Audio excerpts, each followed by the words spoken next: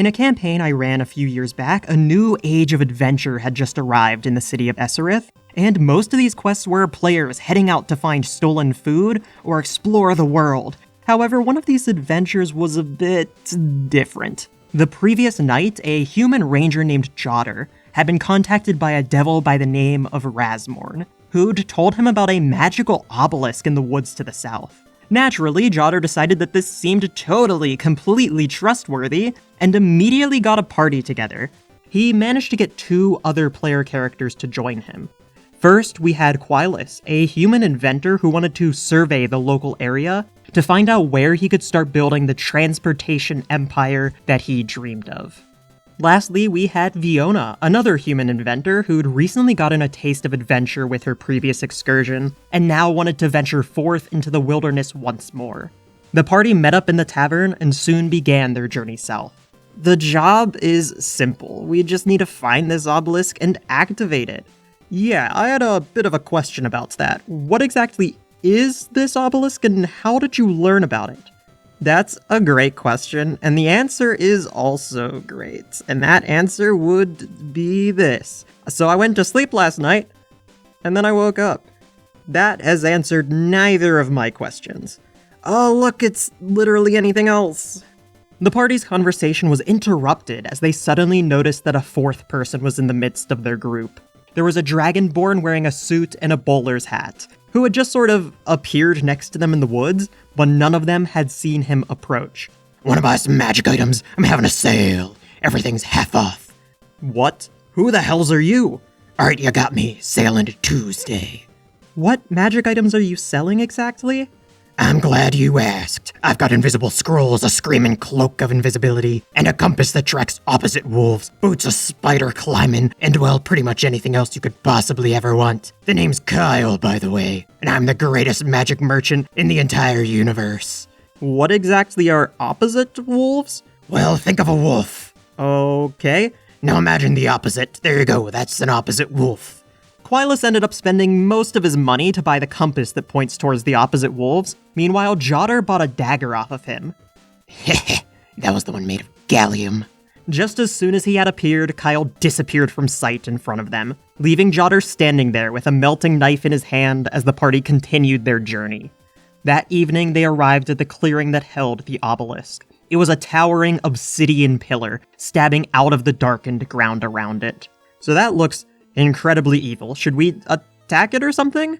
Yeah, we're gonna knock this obelisk down! However, by this point, Jodder had already chanted the words that Razmorn had told him, and the pillar was activated. A bright beam of devil energy shot out of the top into the sky, visible even all the way back in the city of Eserith, and rising out of the ground around the beam was 4 smaller pillars, which each began to shoot beams of energy towards the main obelisk as well. Okay, so this encounter was a little bit complicated, so here's just like an overall gist of what's all going on. First, the main obelisk was able to be charged to align with any extra-dimensional faction, and in this case, Jodder had chosen devils, because that's the ritual that Razmorn had given him. So the obelisk was charging up to buff devils. Meanwhile, a bunch of tiny pillars had appeared to try to slow down the main one charging up. If the party destroyed the smaller pillars, then they could speed up the main obelisk charging, but don't worry, there's even more stuff too. In addition, the demons had noticed this whole thing going on, and a bunch of temporary portals started to appear, and swarms of demons were arriving to attack the party and stop this whole thing from going on. Jodder, what the hells did you just do? Great question, and I'll answer it after we kill all of the demons attacking us. Wait, are these ones demons or devils? How dare you compare us to those law-adoring psychopaths? We are the great demonic hordes, and we will slay thee. Or are you actually devils who are lying about being demons? I thought devils couldn't lie, though. No, you're thinking of velociraptors. What? Yeah, velociraptors can't lie. Hey, human scum, I hate to interrupt and all, but we're gonna kill you now, okay?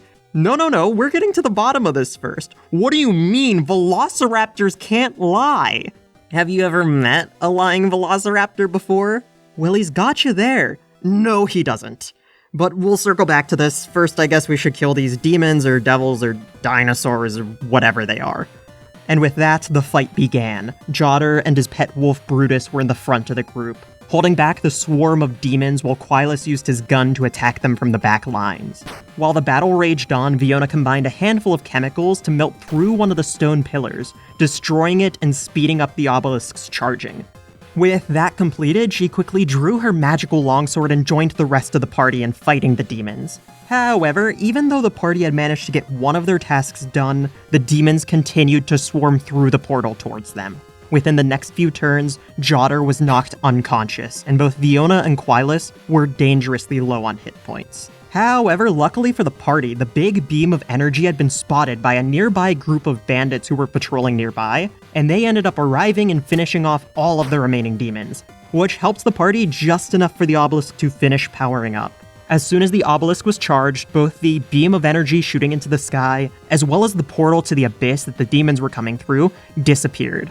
In addition, each member of the party felt a new infernal power unlocked within them, as they'd each gained a new ability from charging the obelisk. Before they could process all of that, the party quickly healed Jodder so that he was back up and with them. So we meet again, adventurers. Do we know you? Yeah, I don't think we've ever met this guy before. You broke into our base, killed the bugbear who was in charge, and then stole all of our food. Oh, right, yeah, no, I remember you now. Good, so y'all are gonna give me half of your rations, and if you don't, well, we can just take them off of your corpses, but I don't really feel like killing honest thieves today. So, just give us the rations and it'll be way easier. Given how injured they were, the party decided it was best to just give the Red Hat bandits their rations and avoid a fight. As the goblins were leaving, they ended up giving the party a warning about a militant faction of hobgoblins, known as the Draco Wolf Imperium, who controlled a valley to the east, and that they should keep an eye out if they end up traveling that way. Now that we're done with that, Jodder, what was that obelisk? Well, no more avoiding it. Answer the damn question. Now. I had a vision about it in a dream. I knew that a devil had told me about it, but I thought it was just like a random magic item or something, not whatever this was. So a devil asked you to go activate a random obelisk in the woods, and you just thought, yeah, let's do that? Well, when you put it like that, it sounds kinda ridiculous. It sounds ridiculous no matter what way you put it. And now we're stuck with these devil powers that we got from it. Yeah, wait, no, the devil powers are awesome. I was on your side up until that sentence. We got these powers from an evil obelisk. Why would we use these? What are you talking about? The obelisk is already charged. We can't undo that. In fact, it would be worse if we didn't use the devil powers to try to make up for having activated it in the first place. So just so we're clear, we're all good now about the whole accidentally activating an evil obelisk thing, right? Sure, but if you do anything like this again, you won't be coming back to the city. And with that, the party began their journey back to the city of Eserith. Also, real quick, I just want to mention that I have YouTube memberships now. If you want to give me a small amount of money, you can get this little badge next to your name that is like, it shows that you previously had money and now I have it. And that's really cool, and you could help support the channel. And after some amount of months, it goes up into a cooler symbol or something. I don't know, there's no other content to it. It's literally just a visual thing that you'll get. I'm not going to lock any content behind that. That all goes on my Patreon. But yeah, so that'd be cool. Anyway, let's keep going on the video. However, they weren't out of the woods yet. Charging forth towards the party was a horrific creature known as an owlbear.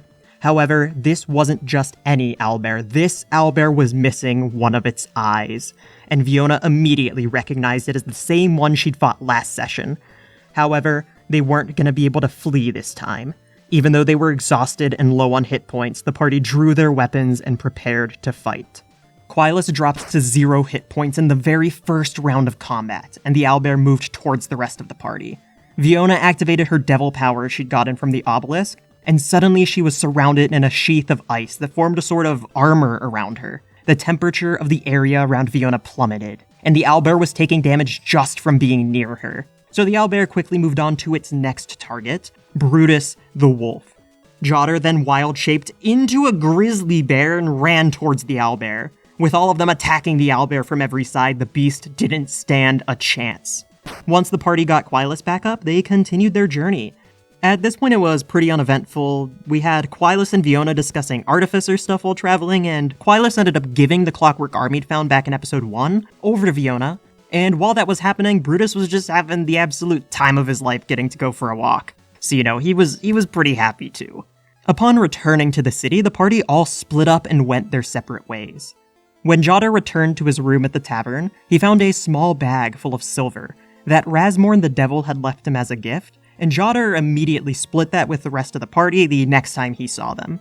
Meanwhile, Quilus immediately went to tell the Baroness about the whole big red beam of evil energy shooting into the sky thing was about, and to warn her about the potential fiendish threat. However, the Baroness refused to believe that the energy beam had happened, even though it was clearly visible from the city, and her official statement on the whole situation was, "All is well in Eserith." Lastly, Fiona began tinkering with the clockwork arm. This was the last piece she had needed to complete the designs she'd been working on. Now she just needed money to complete her first project. And luckily for her, the next adventure was about to start, and this time one of the richest people in the city needed some help. However, that's going to have to wait until next episode, so don't forget to subscribe so you don't miss that when it gets uploaded. Also, I have a Patreon if you want to help support the channel, and also a YouTube memberships, which I mentioned as well. But on the Patreon, you get access to a few short horror stories I've written, and new ones are occasionally posted every once in a while. Either way, I'll see you in the next video.